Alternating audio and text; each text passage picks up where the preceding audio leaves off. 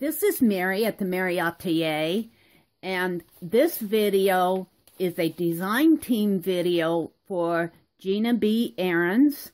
I get to be on her design team this year. I will be showing videos for Gina B. Ahrens' design team every other month, beginning with February. So this is what she sent me. What do you think is in here? Well, I'm going to take out two things that I'm going to use. The first of it being her book, her published book, Creativity and Self-Expression. You can find a link to Gina's link tree in the description box below. If you click on her link tree, you'll find her every place on social media where she is. So I am so excited about doing this project. The other thing that I'm going to use in here is this stencil from Gina, and I'll be opening this later. I will be using a ruler, a straight edge, some double-sided tape, scissors, a utility knife, and I have 4 colors of archival ink here. I have it's a cardinal red, the black, cobalt blue, and the coffee color. The other thing that I'm going to be using is a cutting mat. So if you do this, you'll want a cutting mat. So Gina has told us, think outside the box when you do this. Show us something new. Show us something different. Show us some different ways to use my stencils and stamps and the products that Gina uses. So let's get started. What I'm going to show you, I may go into some fast forward because some of it is repetitive and you don't need to see me sitting there doing repetitive motions. But I'll try to explain what I'm doing step by step. I think this might be a surprise out of the box, even for Gina. I'm hoping that it is. I hope that I'm going to knock the socks off of her. That's my goal. So let's get started. I start out altering this book by dividing the pages into sections, about 3 to 5 pages per section. And look what, oh Meri, what are you doing? You're cutting these pages in half? Yes, I am altering this journal. I'm making some flip pages. Of course. I love how those pages flip. Now I leave a couple of whole pages and I go to the next section. And what are you doing? You're taping pages together? Yes, I am. On the right-hand side, I am using double-sided tape to tape several pages together. Why are you doing that? Well, you'll see.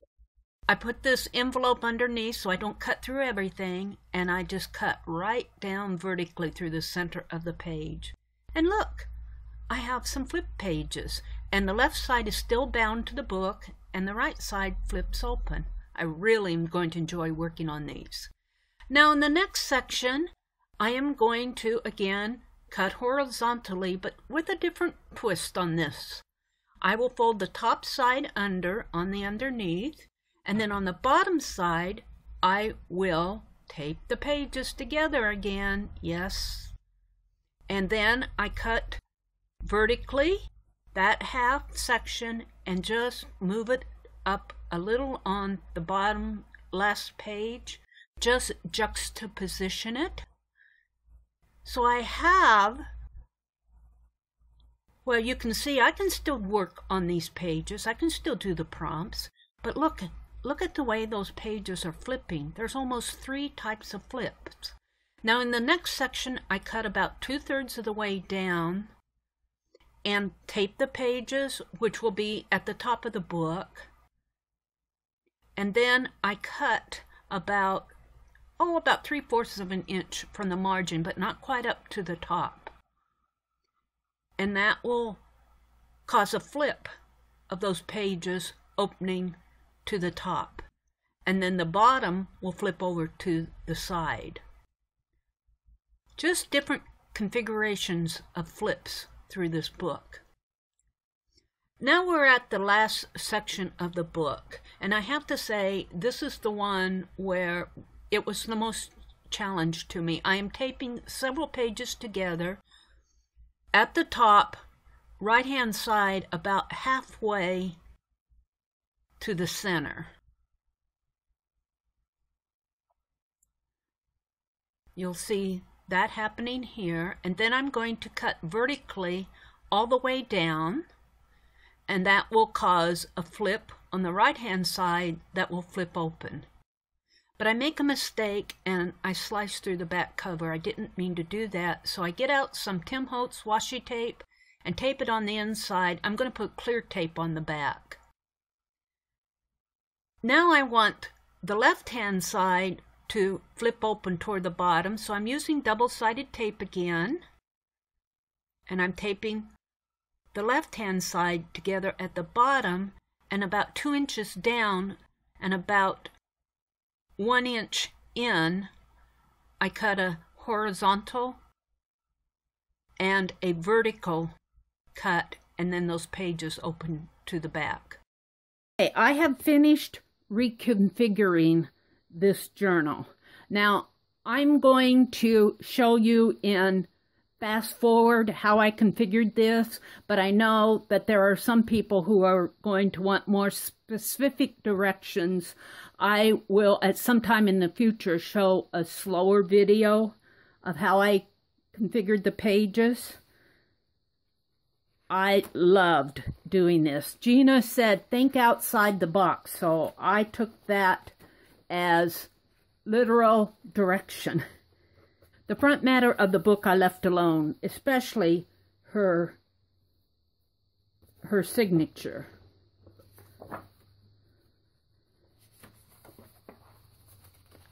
But I have reconfigured these other sections of this book to play with different configurations. This, for me, is going to be an interactive journaling book. The page that I want to do art on is this page.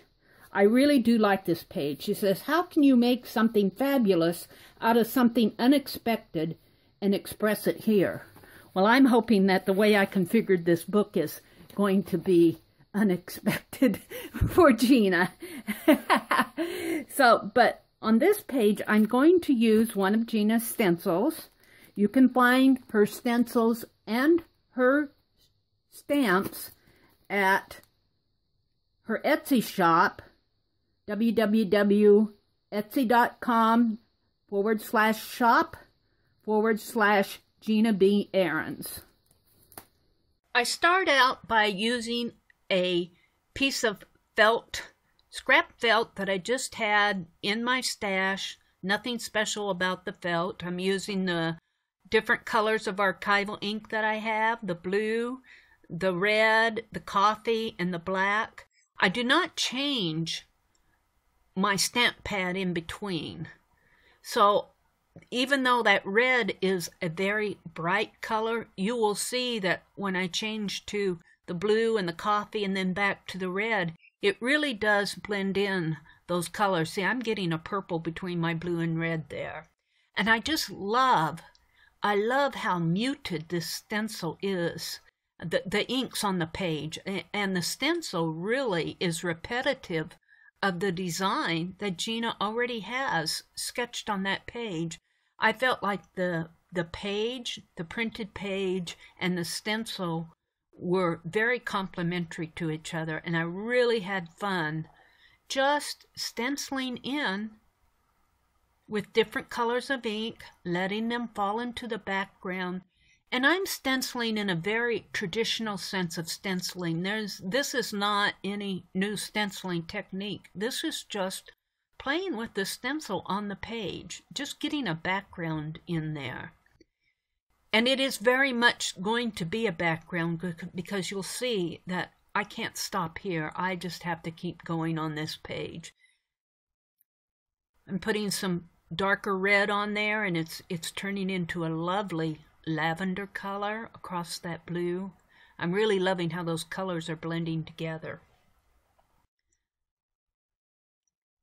Now I want to work on the design that's already on the page, the printed design, so I get out some markers.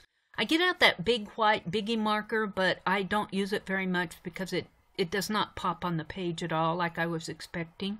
So I get out a gold Sharpie and I'm filling in the design.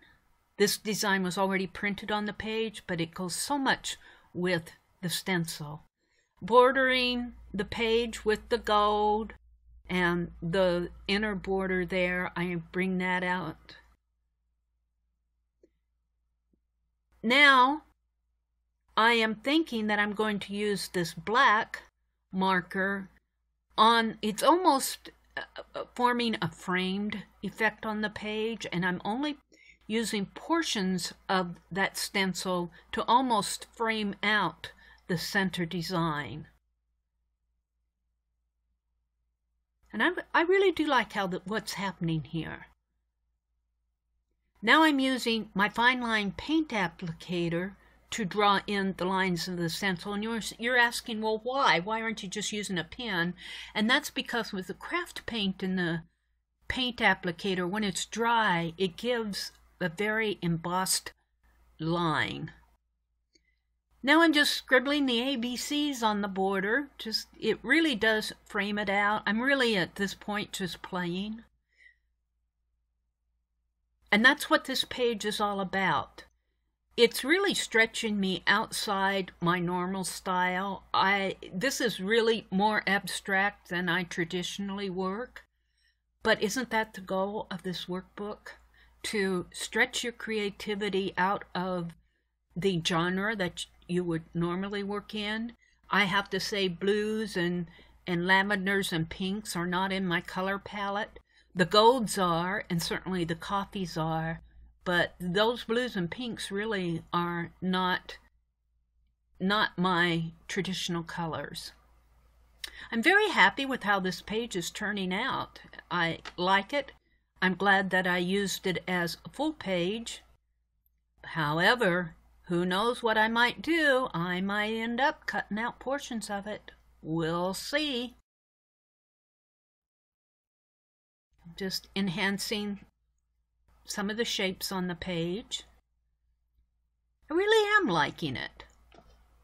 Putting some gold touches. Gotta have a touch of gold here and there. Now that's Meri, a touch of gold here and there. I sign it? Yes. There it is, and here's Gina's stencil. This is the finish of my first design project for Gina B. Ahrens design. And what I did is I took her book and I started to alter it. I started to alter it by cutting flips in various shapes. Like here's a horizontal flip across the pages this way. I have already done some journaling. I did that earlier this year. And we'll come back to this page. I also left some full pages in here. This is where I was experimenting with how can you let go of control and let your creative muse sing. And this was just kind of a doodle portrait of myself. That's my hair clip. So I have a couple of full pages that I left in here, but most of the pages I made flips out of. These flips will open up like this. I left the book bound, so I didn't have to rebind the book, but it flips like this. This is just fun. This is just fun. And then there's a full page there. I also altered it by another horizontal flip, and then on the bottom part of the horizontal flip, I cut it vertically and left this side bound, but took this side and put it up just a little bit further on the page. It's really kind of fun. It'll be fun filling out these pages. I can still read the text in here, so that's fun. This page, I flipped up this way and to the side this way, so I can do sketches or follow the prompts. Just be creative in it, however I want to do it, this way and this way, or move this way, or maybe I'll be sketching and working on that and finishing up here, make a triptych this way up on this page and this and this. I could flip it horizontally and do something here across this way, but move it maybe to this page. So I'm just going to play with the different flips and the different shapes of flips in this book. She said to think outside of the box, so I'm thinking outside of the book box. This page was the last part, and it was really the challenge for me. It did not turn out exactly as I was planning, but I'm not unhappy with it. These pages flip down this way, and these pages flip up this way. And then you flip over to the very back. Here is the very back of the book, and this is her back cover. So that was really fun. Now for the art in this book that I really experimented with was a page on challenging yourself to be creative, and that was on this page right here. And I used Gina's stencil, this stencil, because she had already sketched this design on the page, and it reminded me so much of this stencil. So this is a stencil I used, and I used the stencil in a very traditional way by inking. I inked in the background here these various shapes, and they form sort of a muted background, and then I drew along the lines both with an ink pen and with my fine line paint applicator, and I just kept layering. Along the border, I put the alphabet. I just wrote the ABCs around the border here, and then bordered it out, framed it out this way. This is more of an abstract. I didn't intend it to be anything specific. I was just layering with this stencil. I was having fun with this stencil, and I could just continue. I could go on. I could paint out part of this. I could paint out part of this. I could paint it this way. I could just layer and layer and layer, but I had to stop someplace, so this is the place where I stopped. I'm very happy with it. I'm happy that I just let myself go with the stencil. I did not try to do anything really specific on it. I just went for it with different areas on the page. So I'm very happy with this project. I'm looking forward to doing more in this book with different products from Gina B. Ahrens. Go out and visit her Etsy shop. Visit her YouTube channel. There is a link to her Linktree where you can find her all over the social media where she is. You can find her Etsy shop. You can find her Facebook groups. You can find her YouTube channel. I'm really having fun with Gina B. Ahrens designs. Thank you for watching, and I will see you on the next page.